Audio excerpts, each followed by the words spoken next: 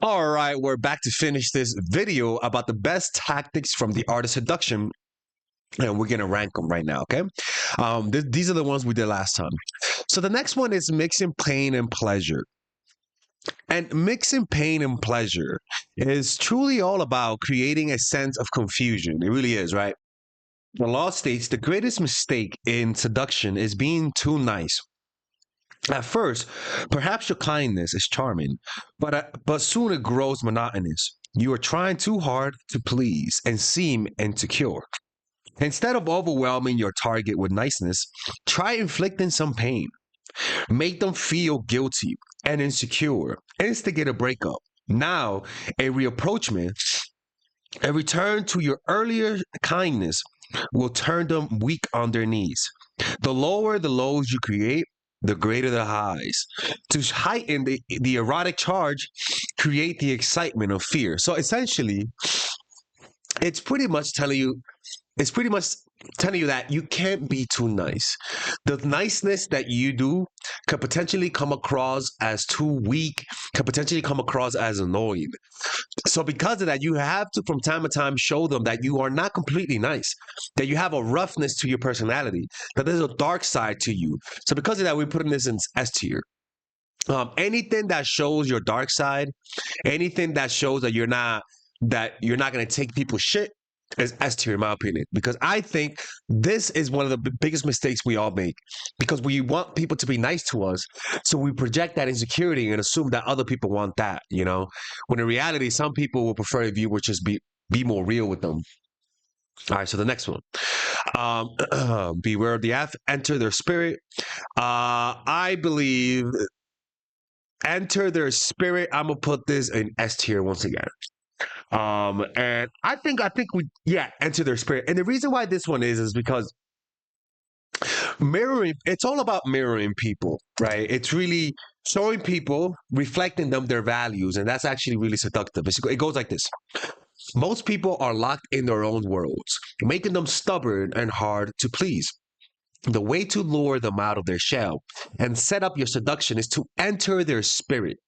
Play to their rules, enjoy what they enjoy, adapt yourself to their moods. In doing so, you will stroke their deep rooted narcissism and lower their defenses. Indulge your target every mood and whim, giving them nothing to react against or resist. What this means is literally what you do before you mix pleasure with pain, right? It's the prelude to the pain. You are nice. You are consistent. You enter their spirit. You show them that they're influencing you, and then you pull away and inflict pain. Right. The key to being nice is that you're not nice all the time. That's pretty much that. So because of that, it is S tier. That this can literally, this is, if you're playing the long game, this can make anybody fall in love. If you're playing the long game, sorry people. All right. So what do we have here? What do we have left? Disarm through weakness. Create a triangle. I like to create a triangle. I think creating a triangle, in my opinion, is also S tier.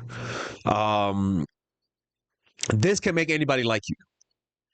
If the person that you're triangling with is hot enough, like I've seen dudes that are ugly, but because they have a hot girlfriend, a lot of women get attracted to them. And when other women see other women attracted to you, they're gonna come after you. When other dudes see other men going after you, they're gonna go after you. So because of that, I put that in S tier. It's S tier, legit. Because there's no better strategy. Let's put this right here.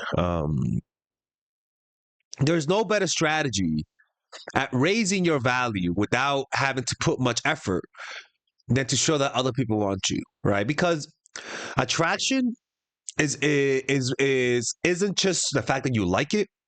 Attraction is imitative. It's a social thing. If other people see that the best looking girl likes you, the other women are going to take cues and imitate you. Women are more so imitative creatures. Men are not that much. Man, like, if a girl's ugly, I don't give a fuck how many guys like her. I am not going to be into her. But if a guy is ugly as fuck and there's a hot girl that likes him, women can be like, ooh, oh, he must be charming. Oh, he must be funny. Like, You're gonna assume positive traits about him. So it's S tier. Next one. Create a false sense of security, approaching indirectly. Once again, I put this as S tier. Once again, there's a lot of S tiers here, man. I did not expect this, but it's because, again, the best way to make somebody fall in love is to get them to fall in love without noticing. When they're not aware of what's happening, intense emotions can sneak in the background. And approaching someone indirectly as a friend, as a student, as anything other than a lover, will cause people to lower their defenses. For example, let's just say a lot of times when women or guys date people that are not their types, what happened is that they actually like them by accident. They knew them for a while, and over time they grew on them. When you fall for someone that is not your type, usually, most likely, they kind of approached you indirectly. Either they were consciously approaching you, or because of the situation, they became part of your day accidentally because of circumstance. But the point is that those accidental circumstances causes people to slowly like you as a person. Like when you slowly like people you wouldn't expect, this is what it does. And as long as you're not the one making a move, as long as you're not being obvious about your intentions, people's defenses will lower.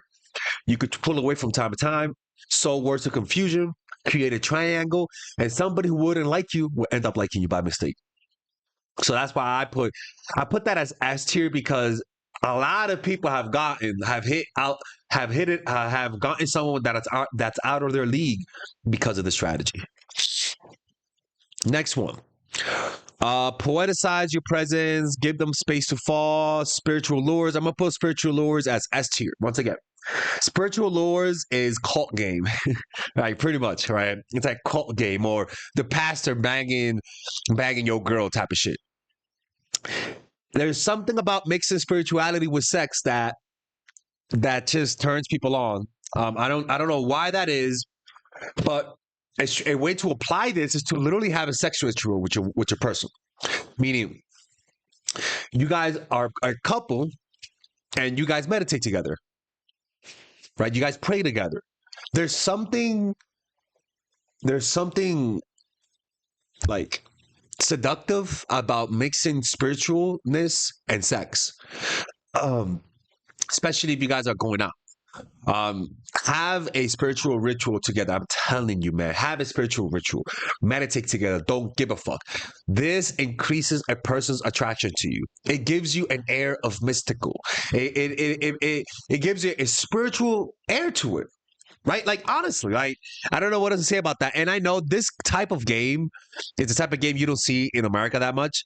You see this, again, mostly amongst cults. In cults is when you see this. In church is when you see this. And who are the people that are most brainwashed? Cults. Cult members. This is like, I'll be honest with you. If you just do this, you can get poo-poo. If you just do this, you can get somebody to fall in love with you. Legit, without a doubt. I know this for sure. I've never done this, but I'm just saying. Like, if I have a girl, we meditate together. And I know for sure this increases a woman's attraction to you. This increases a man's attraction to you. Telling you, man. Next one. The perfect illusion, the bold move, the art of insinuation. We got a lot here. Sending mixed signals. The bold move. I'm gonna put this in A tier because you need somebody. You need to prove yourself for somebody to fully love you. But also, people can be insecure enough for you to not need to prove yourself to them. So because of that, we're putting this in B tier. Somebody can love you and you don't need to create a bold move. Now, if you want them to fall in love with you completely and without a shadow of a doubt, yes, but it's not necessary. Insecurity can do the dirty work for you. So because of that, we put that in B tier. The next one. Art of insinuation. This one is a sneaky strategy. Let's read it actually because it's better that I read it. The art of insinuation. Keep them in suspense. So, making your target feel dissatisfied and in need of your attention is essential. But if you are too obvious, they will see through you and grow defensive. There is no known defense, however, against insinuation. The art of planting ideas in people's mind by dropping elusive hints that take root days later, even appearing to them as their own idea, create a sublanguage, bold statements followed by a retraction and apology, ambiguous comments, banal talk combined with alluring glances that enter that target's unconscious to convey your real meaning, make everything suggestive. When you make people interpret your words, which is what that means, suggestive, it goes deep into the unconscious. It's like if somebody says, when you by mistake say, oh yeah, people that are fat, and then you by mistake look at the only fat person in the room. This is what this is, where you unconsciously signal to people your intentions in an indirect way. And what it does is that rather than saying I like you, you say, man, I like people who are open-minded, who do this, who do that. And you kind of describe them, but you never point to them. It makes them say, are they talking about me? Or let's just say they are tall and black, and you say, man, I do love tall white guys, right? For example, even and that's fucking direct. But the point, or you don't have to say you like tall white guys. You could just say, oh, I love the way Johnny Depp looks. You are insinuating you're not my type. And it creates a sense of insecurity, and it actually makes people feel like, oh wow, like I don't meet your standards.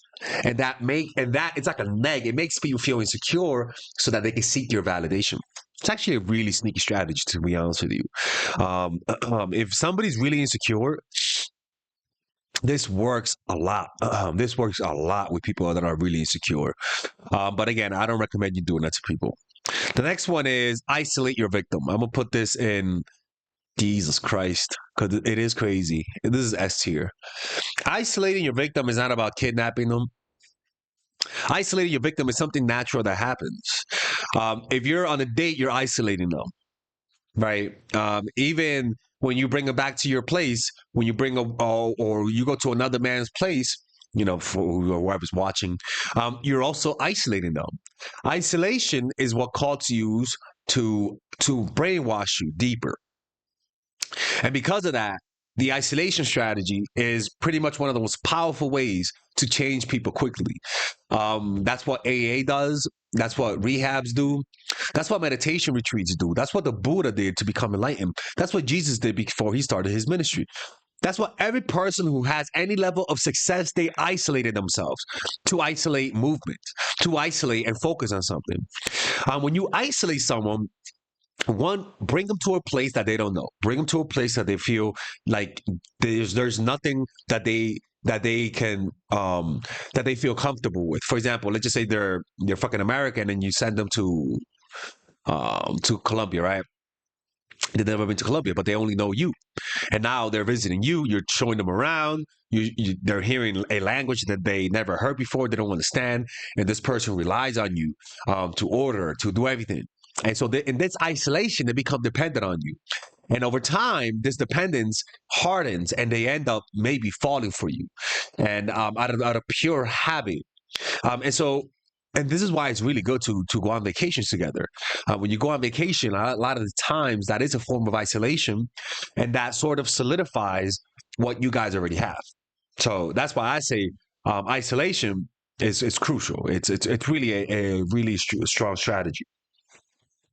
The next one is stirring up the transgressive and taboo. This is A tier. This is what creates temptations. If, for example, if you're dating someone and you shouldn't be together, literally verbally emphasizing you shouldn't be together is hot. Let's just say this person's religious and they're breaking their religious laws. I can promise you, if you know that this person is breaking his religious laws for you, you're gonna get turned on by that. If you know that you shouldn't be with them because of some social standard, that restriction will make it really hot. That's why people like doing role plays. That's why people like the daddy and the whatever, a lot of freaky shit. Those things turn people on. So it's like if I'm with a girl and she's white and I'm black, and I'm like, hey man, Oh boy, a few years ago, a few hundred years ago, this would be illegal, right? Playing up on the interracialness, playing up on the taboo aspect of it is hot. Like people like that. I mean, it may not be criminal, but emphasizing the what you shouldn't do, the elusiveness, how bad it is, turns people on. And this is the source of BDSM. This is the source of a lot of kinky play, and that's why we put in this in A tier. Um, what else? Ha ha ha ha. Ha ha. Did we put prove yourself? Oh, we the bold move. Ah, there you go. Prove yourself. I confused both of them. The bold, I think, because you need a bold move. That's not. We're not even gonna do that.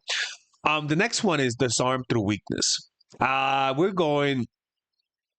We're going with B. Because you don't need to disarm people for them for you to seduce them.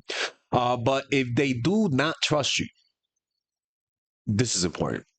If they lack trust, it's important. You got to show weakness. You can't appear too perfect. An example is women. When you have boss bitches, a lot of times boss bitches struggle with men because they never show weakness, right? If a man is too masculine and the woman doesn't trust him, showing more masculinity and more authority will not make her trust her. You got to show weakness. To get people to come to you, you got to show weakness. And sometimes showing weakness is like similar to this law, entering their spirit, right? Where you act as though they're the ones that are seducing you. They're the ones that you're more into them than they are into you. But showing weakness is a surefire way. It's like when women plays dumb. Women playing dumb is one way to show weakness so that then they can manipulate the guy. And that strategy does work. It fucking works, right? Anyway, so we're gonna stop this here. We're gonna finish this one tomorrow. Hopefully, you guys enjoyed this video. We're breaking down the art of seduction, and stay tuned to tomorrow till we finish it. Okay, take care.